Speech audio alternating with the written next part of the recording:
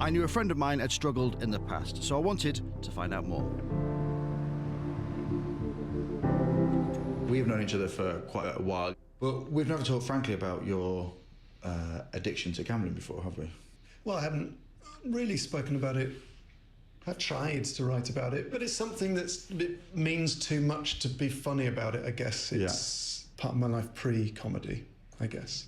So you started at the age of 17, 18? 16, 17. And how did you get into it? What Fruit machines in pubs. Really? Yeah. For me, it was a way of switching my brain off. As soon as I was stood in front of a fruit machine, it was just like flicking a switch where I didn't think about anything.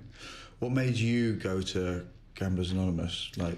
The situation was getting very out of control, and I was very desperate, self-harming.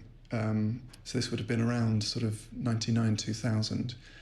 But over the course of going, the makeup of the groups that I went to got progressively younger. Really? And as gambling moved online, a lot more women started going. If you were 18 or 19 now, and you were just becoming aware of gambling with what's around you, how would you fare, do you reckon? If I had the same problem now as an 18-year-old as I did then, with access to the internet and apps on my phone, I would probably be dead, because I would have killed myself. And what's quite scary is that in all the progress we've made on understanding problem gambling, it's actually easier to become one now than it was 15, 20 years ago. I've known John for a while, and I knew he'd been less than impressed by my turn as the gut truster. We had a bit of not an altercation, but I think it's 4 or 5 years ago when I did the Ladbrokes Live, I got a tweet from you. And we're friends, we've been friends for a number of years. And you were annoyed about that advert because it portrayed this false lifestyle of these 5 chaps that all have these different kind of betting habits. But I complained to the Advertising Standards Authority about that advert. Did you? Yeah, and a lot of people did. And the complaints that they upheld were about billboards. So these were alongside the video, and one of them said something like, the first time it's luck, the second time it's skill. Which is such a dangerous, irresponsible and powerful message to basically go to someone, if you win money, that means you're special, you've got something special. Yeah. And that is at the seat of so many gambling addicts' problems, is that they think it's something they're in control of. Don't worry, I can get myself out of this. It's ego-driven as an addiction in many ways.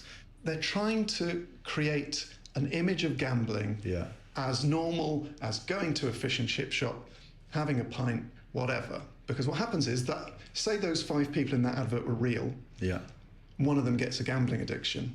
Right. They then stop going back with those other 4 every other week. They start gambling on apps, they start credit cards, maxing out overdrafts, and they obviously would never say this, but what they want is that person who gets addicted, because that's how they make their money.